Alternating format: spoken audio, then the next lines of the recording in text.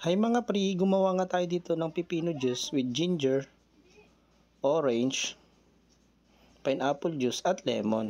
At ayan, nilagay na po natin yung mga sangkap sa blender para i-blend natin ito at maging juice. Napanood ko lang po ito sa TikTok.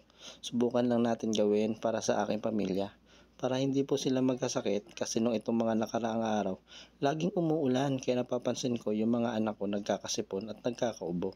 At ayan, gumawa naman tayo ng prutas na masustansya para nagawin nating juice. At ayan, tinanggal ko muna yung mga buto at nilagay ko sa blender. At ayan, piniga ko lang po yung lemon. Inalis ko muna yung mga buto-buto. At pagkatapos piniga-piga ko lang po yan.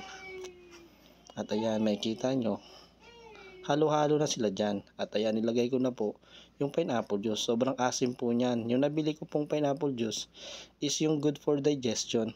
At ayan po, binlend ko na po at pinalamig ng mga 1 oras. At pagkatapos, at ayan po, nilagay ko na po sa baso. Para kay Drake, kay Aliyah, kay Mami, at kay Papa. Si Rio, titikim-tikim na lang po siya dyan.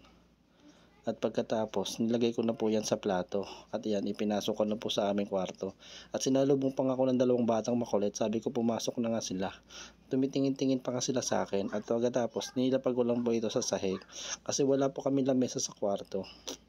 At pagkatapos, yung aking anak na maliit, yan, yabang niya. Sabi niya, lagay ko lang to po sa sahig. Tapos, ayan, ininom niya. At ayun, naksuka na, isa na asim siya.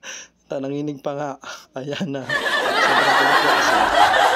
Asim na kasi yung una. Pero ngayon, nangangasim-ngasim na siya. At yung 2 batang makulit. At si Mami. Si Mami ay merong sipon.